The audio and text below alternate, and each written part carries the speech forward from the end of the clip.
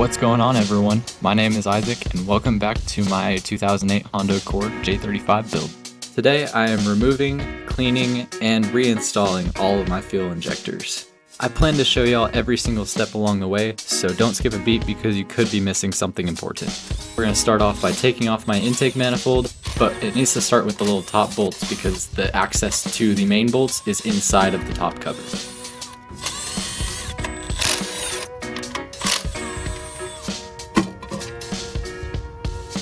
With that removed, we now have that access that we were looking for. One key difference though is that I use a hex bit rather than your typical 5-point bolt. Now we're removing the MAF sensor on the intake, the MAP sensor on the throttle body connector, and the purge solenoid valve.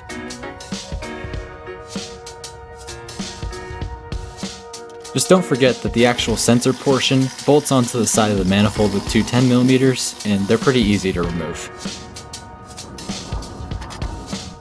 With that all done, all we have left to do before we can remove the manifold is remove this little vacuum line. Whenever you're setting down that manifold, you don't want to set the mating surface down on raw concrete. To start things off, I'm going to remove all of the sensors for the injectors. If yours looks like this, congratulations, you're doing it right. So I don't have any actual absorbent rags or towels at the moment, so we're gonna have to work with what we got. If you're confused why I'm stuffing towels inside of my engine, it's just in case any dirt or debris comes down while I'm doing work. Keep in mind that there are still two little bolts right down there that need to be pulled out in order for the entire fuel rail to come off. I know not everyone has the special tools that I have, however, this can all be done with a ratchet.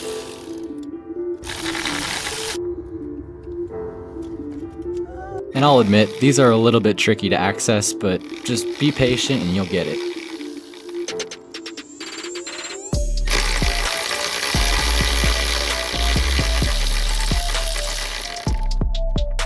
Also keep in mind that when you're prying, these clips right here on the side have a chance to pull out a little bit.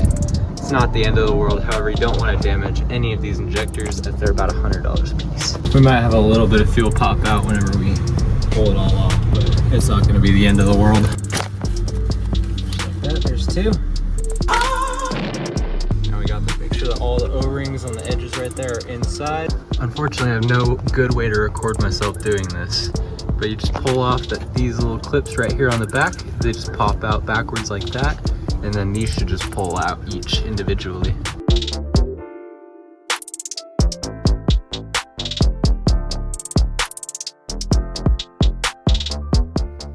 One clip, and third injector, just like that. And you can easily just kind of pop this back on the back side. I have them all placed in order of where I got them out from. At this point, we have gotten two of them out. I put the clips back where they're supposed to go. Obviously, I'm still working on this one, and then I'll go to this back fuel rail. Obviously, it's not the hardest job in the world. You just need to have a little bit of patience and a little bit of care with all this stuff because they are easily breakable. Pull that one up and let the injector out. Just like that. It's going to dump some fuel, just like I said earlier. Just don't let it get inside the runners. Another injector. There you go. There's all 6 of your injectors, just like that. I should also note that everything that's done to my car, mod-wise, has just made everything easier to take apart. I have it a little bit easier than y'all do. From here, I'm doing all the prep work with these, including removing all of my O-rings. Right there, right there, right there, right there. And taking off all these clips, making sure that they sit all in the same places as where they originally are. That way I can place them back where they need to be. While all the injectors are off, I'm going to be soaking all these in an oil bath because I'm going to try to save these O-rings if I can. I know that that's not always entirely feasible, and it's always best to just replace the seals. And this is what it should look like. And just like that, all 6 are out. We have all of the little O-rings for every single one. You can tell very obviously which one they go to, and that makes our life very easy later. So being completely honest with y'all, this is isopropyl alcohol. This is probably about the cheapest way that you can clean your fuel injectors. And even then, I should probably be using carb cleaner, not isopropyl alcohol, but that's still gonna be safe to use and it's still gonna clean up a lot of that gunk. However, we still do need to upgrade my injectors to 650cc injectors, so it's all gonna happen just eventually. But all of this gunk has come from like 2 injectors. There's not really a good way to film this. Unfortunately, it's true. These desperately needed a clean.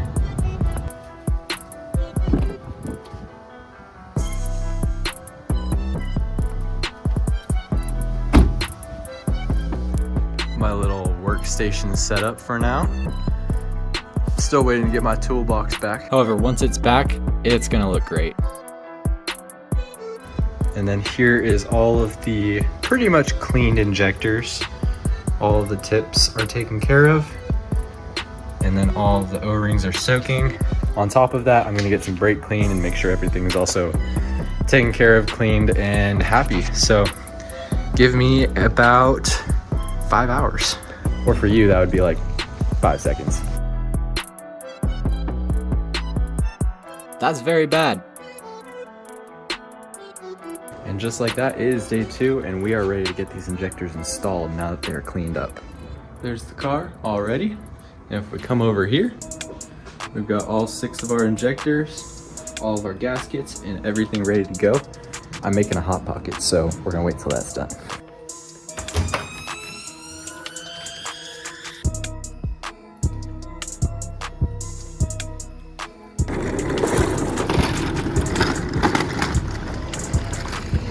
Before we get started on anything though, we need to go in here and actually clean out most of these little injector ports. You can see all the grime inside of that hole right there versus in this hole. You want to make sure that those are clean because the O-rings are going to seat better whenever you actually have it cleaned. I look at this and I'm like, huh, no wonder my injectors were clogged up. And this is after just 1 pass. Sheesh. So from here, you're gonna pull out 2 of these. The green is for the bottom and the black is for the top.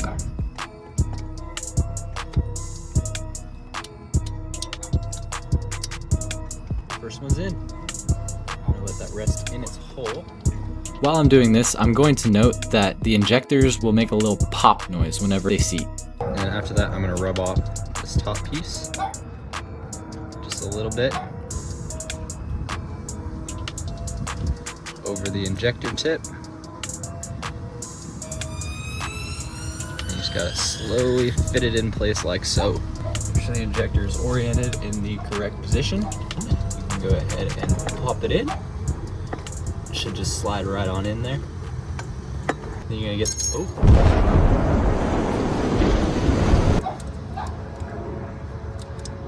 it should just snap in place like that. You'll know that it's snapped in place because it's got this little thing coming out the side. And we're about to finish this entire front bank. Sometimes you accidentally push it in a little too far and then this little clip doesn't seat properly. All you have to do is just pull down on it a little bit. Next up, I'm gonna go ahead and get some oil on my finger, not too much, and just enough to lubricate all of these injector ports.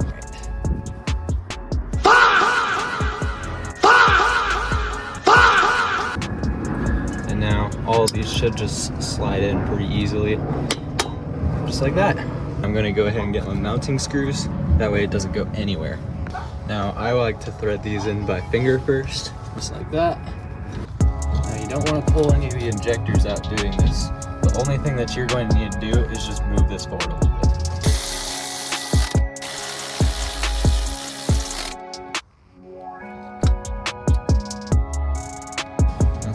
Front fuel rail mounted, stick the little clips on there. And for the back side, it's just rinse and repeat, man. Put this on from the back. That's what she said.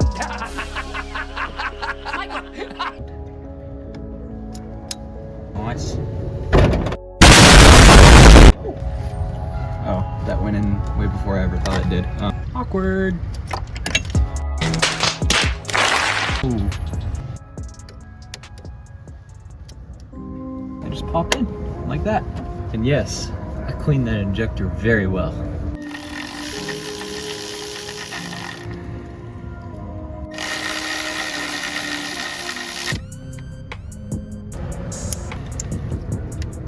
And just like that, we have installed all 6 injectors on a Honda J series motor. Pretty simple procedure. Definitely not for beginners if you have no idea how to do any mechanical work. However, if you're experienced in any way, shape, or form, I definitely recommend you give it a shot rather than spending the $500 to $700 on labor for it.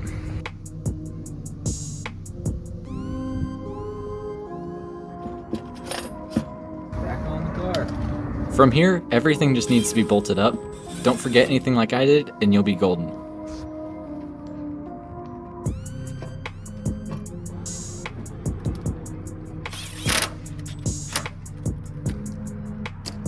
Now, everyone's always asking me about my map sensor, and realistically, man, it all just went back together when I put this manifold on. There was no issues or anything like that. I mean, yes, on the throttle body sensor, you'll have to like move the wiring harness a little bit to make it fit.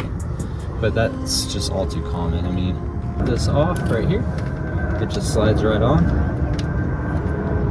and then boop out. But yeah, everything kind of just like went back together. I never really had any major issues with it, or any issues really at all.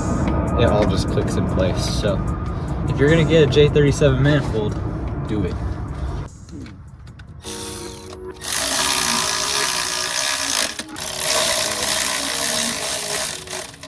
Super easy, super easy.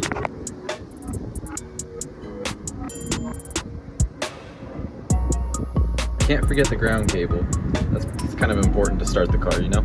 I also get a lot of questions about the fact that I run a short ram. Y'all realize I have a heat shield here, and then right here goes literally down to my fender. I don't have fender liners because I was a stance car, remember? So now we're about ready to start. However, before we ever start, we need to prime the fuel system at least once or twice, or maybe even 3 times. So all you need to do is key the car on. You'll hear the fuel pump in the back over here. It'll prime a little bit, make a little bit of noise, and that's how you know that fuel is starting to move. This is what it sounds like coming from the fuel pump. Noise. Just like that.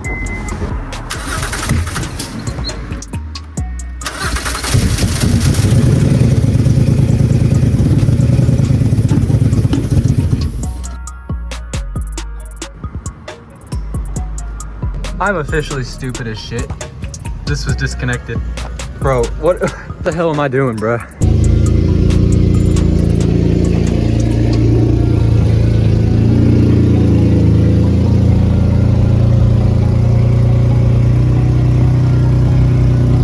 Honestly, I don't even deserve to call myself a mechanic after forgetting to plug in an evap hose on my manifold. Now I'm just gonna let her warm up to 10. When she's at 10, I think we'll be able to call this a safe job.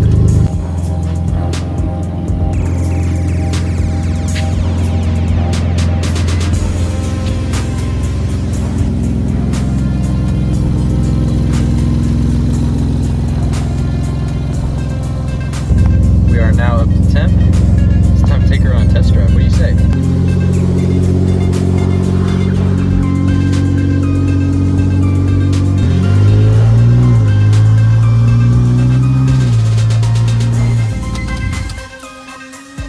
Now the car's back together.